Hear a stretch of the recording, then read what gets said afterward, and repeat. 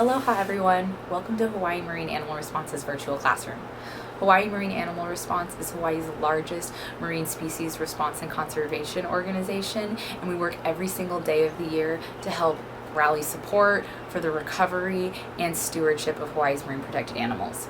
For us, we focus on sea turtles, the endangered Hawaiian monk seal, seabird species, as well as show support for the stranding response of cetaceans or dolphins and whales.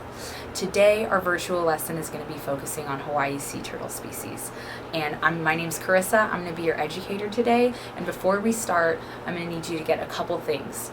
So feel free to pause this video, and you're going to need to grab a notebook, something to write with, and just make sure that you're in a quiet space where you're able to think clearly and be able to brainstorm in some of the interactive activities that we're going to be doing today. Before we even start today, I want to let you guys know that the ocean is in trouble.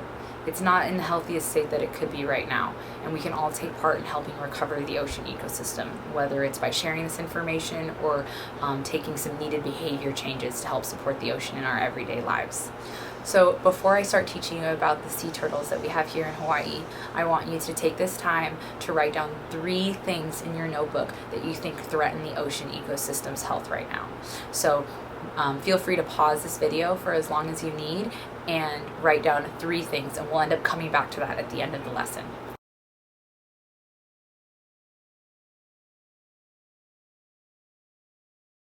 So throughout this video, I'm going to include slides of vocabulary words that are related to the lesson that we're covering, and you can feel free to write those in your notebook to know for later, because all of them are very useful in the field of marine conservation. Do you guys think that sea turtles get their oxygen from the air, or do they get them from the water? Feel free to pause this and put that in your notebook what you think the answer is, and we'll come back to it. Okay, so if you said that sea turtles breathe air just like humans, you're right. But humans are mammals and sea turtles are reptiles. And so reptiles have to stay warm by using external sources, like the sunshine. So sometimes here in Hawaii, we'll see sea turtles that come up on land, and they are thermoregulating when basking on the beaches. So they are on the beaches because they need to rest, they need to warm themselves up, and during this time they really need space. And so we want to make sure that everybody who sees a sea turtle on the beaches here in Hawaii, or really anywhere in the world, make sure to give at least 10 feet of space to these animals. What they're doing is really important. So like I mentioned, there's 2 species of sea turtles here in Hawaii. We have the green sea turtle and the Hawaiian hawksbill sea turtle. So the green sea turtle is much more common than the Hawaiian hawksbill. And if you've ever seen one in Hawaii, it was probably that species. So green sea turtles populations are threatened. But the good news is that they're recovering. And some researchers think that they're recovering at a rate of about 5%, which is good because that means that their population is increasing. Whereas the Hawaiian hawksbill sea turtle is not in the exact same situation. The Hawaiian hawksbill sea turtle is endangered, and we don't know whether or not its population is necessarily increasing or decreasing. But we do know that it has a number of threats that threaten its population, and we want to do everything we can to make sure that this species doesn't go extinct. So you can use clues about these animals to figure out which species you're looking at. So if you're looking at an animal head on, straight on, you can use the prefrontal scales to figure out which species it is. Hawaiian hawksbills have 4 in between their eyes, whereas green sea turtles only have 2.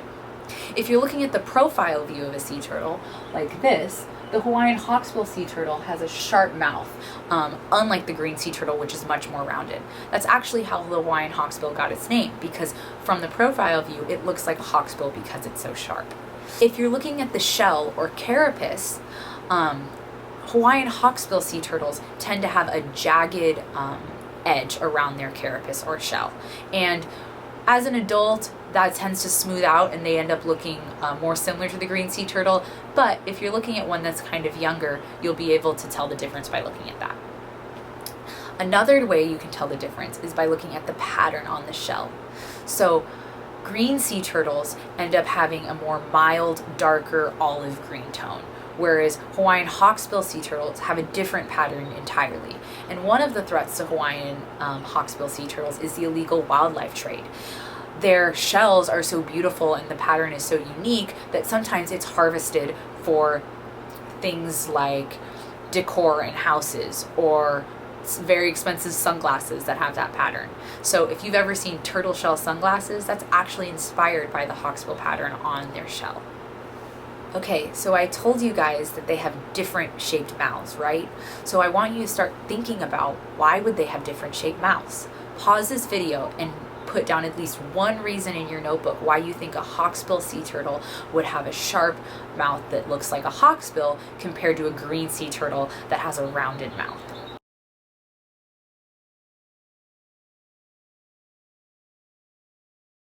If you said that it was because they might have different diets, you're completely right. Green sea turtles and Hawaiian hawksbill sea turtles are not the same in the way that they eat. Green sea turtles are herbivorous. They actually get their name because the fat inside their bodies is actually green. They eat things like seagrass, limu, and algae that's often found on coral reefs.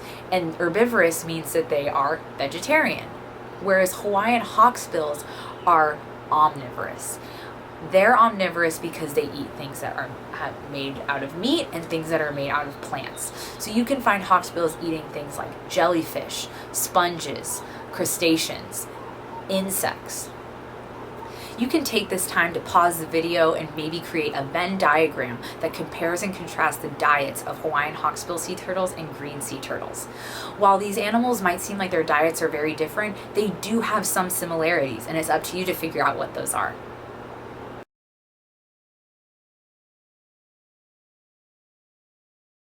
So when it comes to the life cycle of these two different species of sea turtles, there actually are more similar than they are different. So sea turtles in Hawaii, they usually reach a reproductive age or ready to start laying their nests when they're about 35 years old. And so I just gave it away, but because they are reptiles, they do lay eggs. So what ends up happening is the sea turtle will come to the exact same beach that it was born on to lay its nest. That would be like us going back to the exact hospital that we were born in to have our babies. Mother sea turtles can lay multiple nests throughout a nesting season, but on average, their nest usually has about 100 eggs. And what they'll do is they'll use their back flippers to dig a hole, and they will lay the eggs in it and cover it with sand. And this is a way to protect that nest from predators like here in Hawaii, we have cats, mongoose, things like that that could dig up the nest and eat the eggs. After that, the mom actually ends up leaving, and the eggs tend to incubate in their nest for about 2 to 3 months. And when they're ready to emerge, the hatchlings, or the baby sea turtles, will get out of their eggs on their own and crack open their shell and try to make their way to the ocean. How do you think that small hatchlings that don't have a mother nearby end up getting to the ocean? Pause this video and write down your thoughts.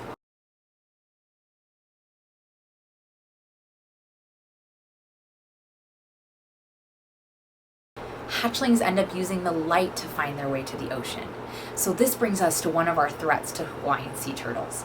If there's a lot of artificial lighting on the coast, it can be distracting for hatchlings that are trying to find their way to the ocean because they're looking for the moonlight to guide them.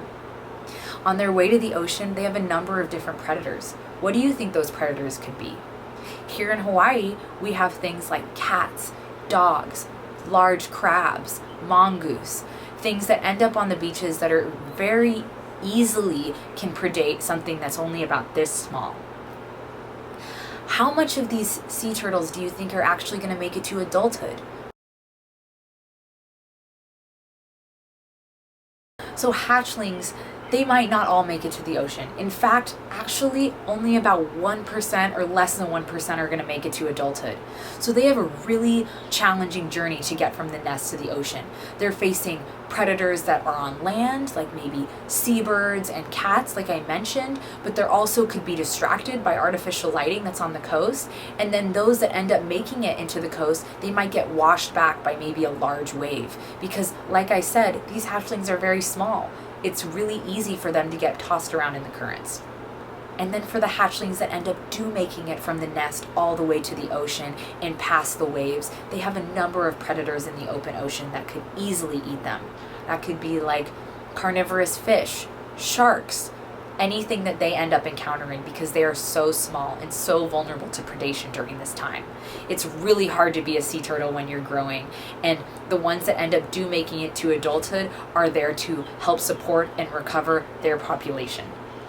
So sea turtles enter this stage called the lost years, where researchers are still trying to understand the details of what happens during this time. They're juveniles, which means that they're not adults, but they're also not hatchlings yet. And for those that end up making it to adulthood, and for the females, they'll end up coming back to the beach that they were born on to lay their eggs and start the cycle all over again. Okay, so I want you to come back to that first activity we did in your notebook, where you wrote down a few things that you thought were threatening the health of the ocean ecosystem. Some of those things might be things that are also threatening sea turtles. So I'm going to teach you about all of the things that are really inhibiting or making it harder for sea turtle populations to recover and grow to a healthy state. So one of the first things that I've already mentioned earlier is development. So that lighting development on coast can make it hard for hatchlings to find their way to the ocean. But also, really just building things like houses and hotels is removing nesting sites for sea turtles that maybe they were going to come back and nest at. Further, if we have things like climate change that are making sea level rise even more pronounced, sea level rise might be washing away those nesting sites as well. And that means that sea turtles have less places to go when they're looking to reproduce. But when sea turtles finally do make it to the ocean, they have a number of different threats out there too, and a lot of them are linked to human activity. So if you wrote plastic in your notebook, put a little star next to it. Plastic is a huge problem in our ocean, and it makes up a big portion of our trash.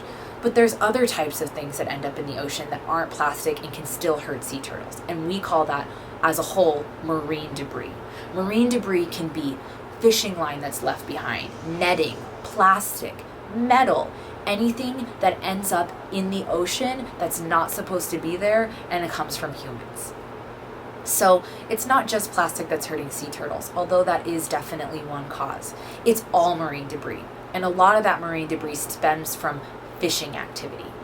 Fishing activity to support the demand for seafood from humans can result in nets being left behind, and we call that derelict gear. And derelict gear can be hooks, which could be really harmful if a sea turtle gets caught in them, or nets, things like that. Also, during fishing activity, say fishers are going out and trying to catch something like tuna for us. They can sometimes accidentally catch something else that they weren't supposed to catch. That could be a shark, a dolphin, or a sea turtle.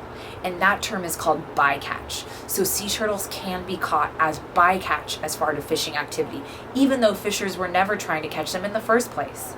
And that is one huge threat to sea turtle populations worldwide. Another threat to sea turtles could be boat strikes. If you aren't looking around while you're boating, you can accidentally hit a sea turtle, which can hurt them to a point where they're unable to recover. And this is a huge issue because we have so much boating activity going on in our coastal waters. And that's why if you go on a boat, you always want to make sure to put somebody at the front of the boat or the bow to just be a spotter and look for sea turtles. That way, they can tell the captain if they see an animal and they can move out of the way without hurting the individual. The good news is we can all be part of the solution. Every single one of us can make a difference that helps Hawaii's sea turtles worldwide, and the ocean as a whole. We just have to be willing to make small behavior changes in support of these issues. Starting right now, no matter what age you are or where you live in the world, you can take any of these steps to help the ocean. You can learn where your seafood comes from and make sure that it's being caught in a way that doesn't increase bycatch rates and is caught sustainably for the ocean. You can use Monterey Bay Aquarium Seafood Watch Guide to help you if you're just starting this journey. You can make sure that you're not using as much plastic. You can reduce your plastic rate by investing in sustainable items that don't use plastic at all. You can say that you don't support polluting our coastal waters with agricultural runoff that results in disease. You can write to your representative, you can call them, email them, and make sure that your voice is heard as a community member. You can donate to nonprofits like HMAR and tons of other organizations worldwide that are working on these issues to help these animals. You can make sure that if you ever see a sea turtle, you give it at least 10 feet of space, and if it comes towards you, you move away. Making sure that sea turtles are given a respectful viewing distance will allow them to carry out their daily life in a healthy and sustainable way. If you see a sea turtle that ends up looking injured or not in the best condition and you're on the island of Oahu, give us a call. HMAR will come out and check out that animal. If you're not in Hawaii, feel free to look up the response organizations in your area and make sure to call them if you see a sea turtle that looks like it's in distress. We can all be part of the solution if we're willing to learn, share this information, and make small changes in our life. Thing you can do is if you see rubbish and that ends up looking like it's going to go in the ocean, you want to pick that up and make sure it gets in the right bin. Rubbish can be anything, and it all contributes to marine debris. We want to make sure that trash goes in the bin and doesn't end up in our ocean, because once it's in our ocean, it's really hard to get it out. Any plastic or debris that you see on beaches can sometimes be carried to the ocean by tides and waves that end up coming and taking it away.